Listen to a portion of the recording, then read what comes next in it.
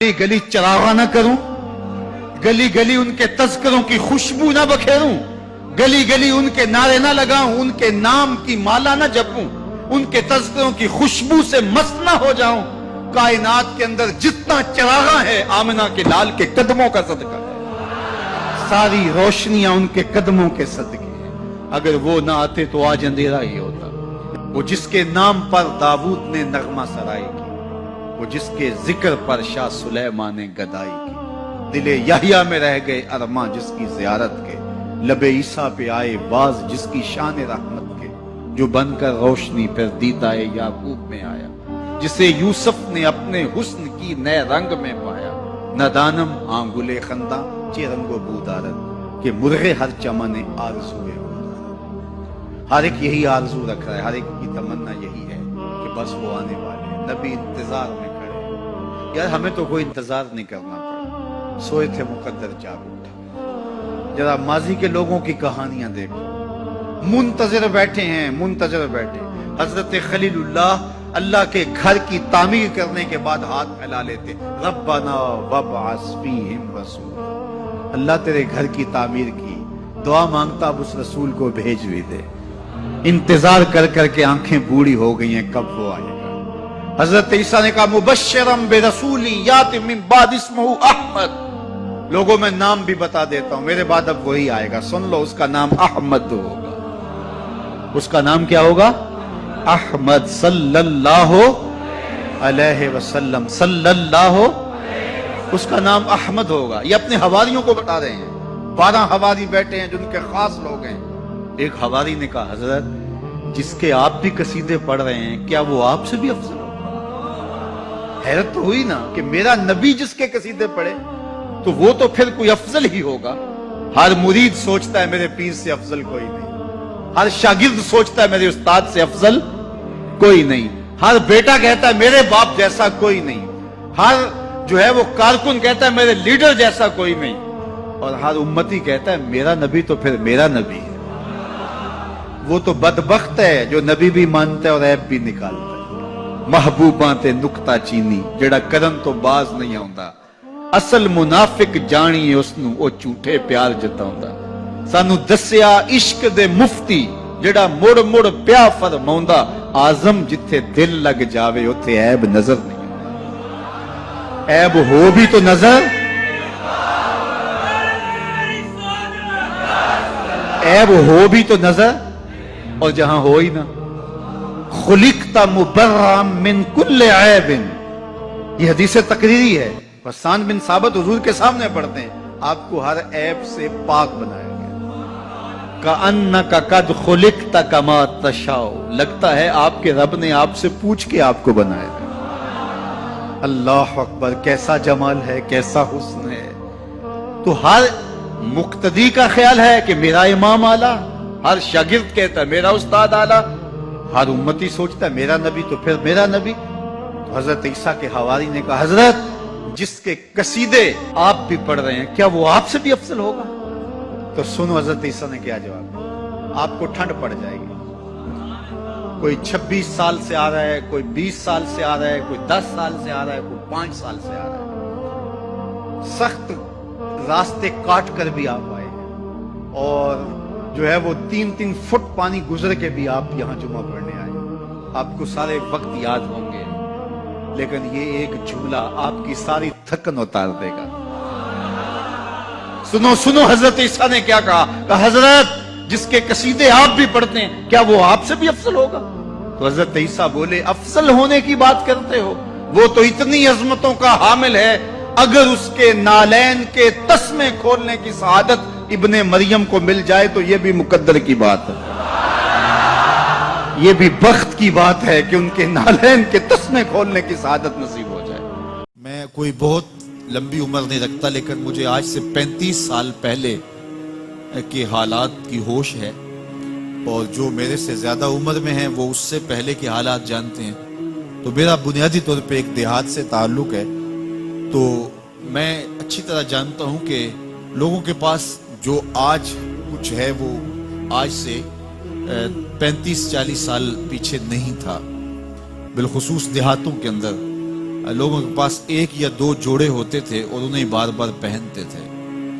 کسی شادی یا بیاہ کے موقع پہ جانا ہوتا تو بعض اوقات کسی سے وہ لباس یا جوتے مانگ کے لے کے جاتے.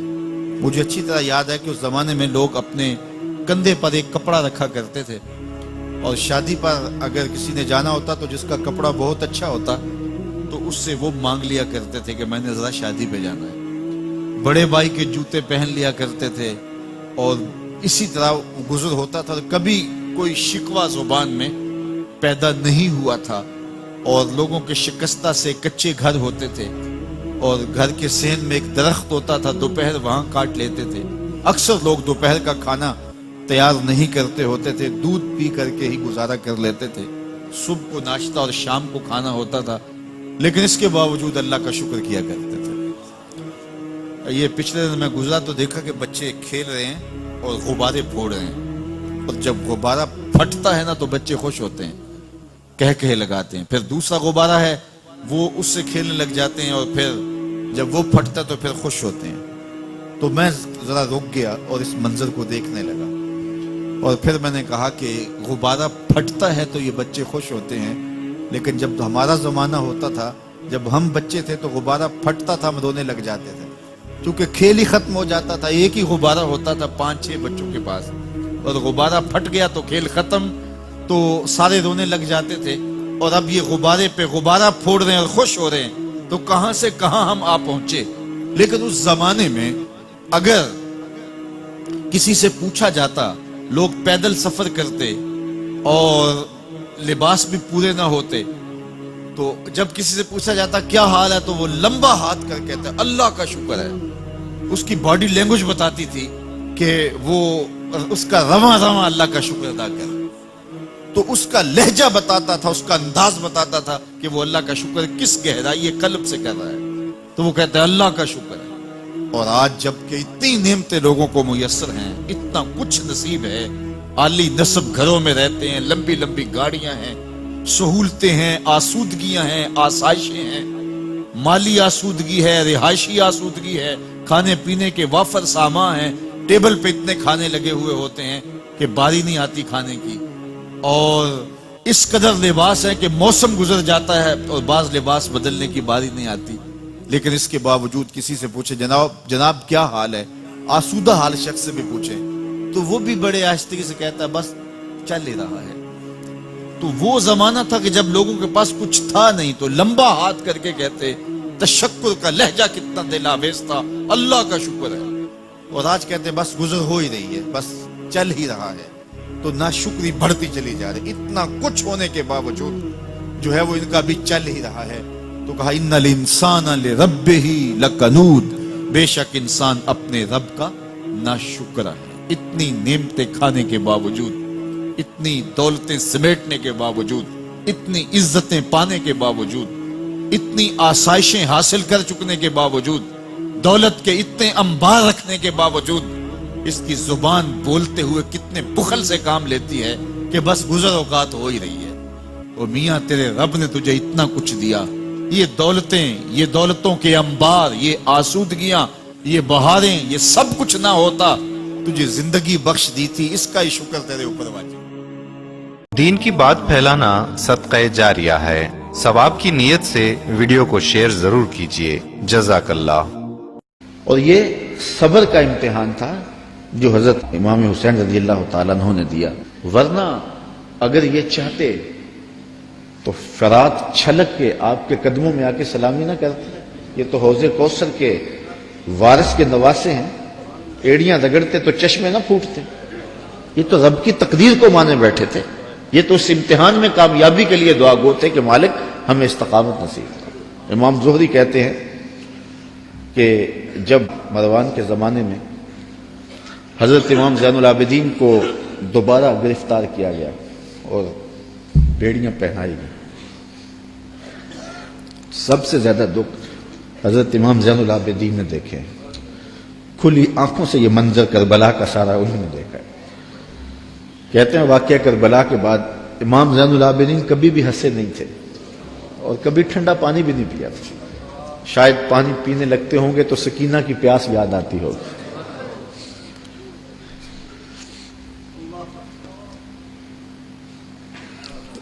لیکن آپ کے ہاتھوں میں ہتھ کڑیاں ڈال لی گئی اور قید میں ڈال دیا گیا۔ امام زہری کہتے ہیں کہ میں نے جو ہی امام کو دیکھا تو امام زہری رو پڑے۔ امام زین العابدین نے کہا زہری رو کیوں رہے ہو؟ میں نے کہا حضرت آپ کے ان ہاتھوں میں ہتھ کڑیاں ہیں، پیغمبر زادے ہو، دنیا کو دین دیا ہے، اور آج آپ کے ہاتھ میں ہتھ کڑیاں ہیں۔ بے مروت بے وفا تیرا بھی کیا افسانہ ہے، جس نے اپنی ہی شمع کو گل کیا تو وہ پروانہ ہے۔ تو کہا یہ لوگ کتنے ظالم ہیں جنہوں نے آپ کے ہاتھوں میں ہتھ کڑیاں ڈالی۔ اور امام زہری کا دل پھٹتا جا رہا ہے۔ امام زین العابدین فرمانے لگے زہری پریشان ہونے کی ضرورت نہیں، ہم تو اس کی تقدیر کے اوپر راضی ہیں، ورنہ یہ زنجیریں کیا ہیں، آپ نے جھٹکا دیا زنجیریں ٹوٹ گئیں۔ کہا یہ ہمارے لیے نہیں ہے۔ تو یہ کربلا کی مشکلیں ٹل جاتی اگر حضرت امام چاہتے، لیکن انہوں نے تو مشکل کو سہ کے اور قربانیاں دے کے عظیمت کی داستان رقم کرنی تھی، اور وہ زمانے نے دیکھا۔ تو حضرت امام حسین رضی اللہ تعالی عنہ کی سیرت سے یہ چیز سیکھی جا سکتی ہے کہ ہم اپنے آپ کو قربانی کے لیے تیار کریں، اور اپنے فکر کی اپنی سوچ کی پرورش اس طرح کریں کہ کبھی مشکل وقت میں کھڑا ہونے کا مرحلہ آ پہنچے تو پھر ہمارے قدم ڈگمگائے نہ، پھر ہمارے پاؤں میں لرزش نہ آ جائے، ہمارے زوردار نعرے اور ہمارے پرجوش خطاب، ہماری خطابت کے تن تنے اور ہمارے فلسفے وہاں دم نہ توڑ جائیں جہاں کھڑے ہونے کا وقت تھا۔ یہ ناداں سجدے میں گر گئے جب وقت قیام آیا۔ تو ہم نے اپنی پرورش حضرت امام حسین رضی اللہ تعالی عنہ کی اس فکر کی روشنی میں کرنی ہے، تاکہ اگر کوئی ایسا وقت آن پہنچے تو پھر ہمارے قدم اکھڑنے نہ پائیں۔ حضرت امام حسین رضی اللہ تعالی عنہ نے یزید کی بیعت سے انکار کیا، اور اس میں ہمارے لیے سیکھنے کی یہ بات ہے کہ ہم کبھی بھی کسی ظالم کے ہاتھ پہ بیعت نہ کریں۔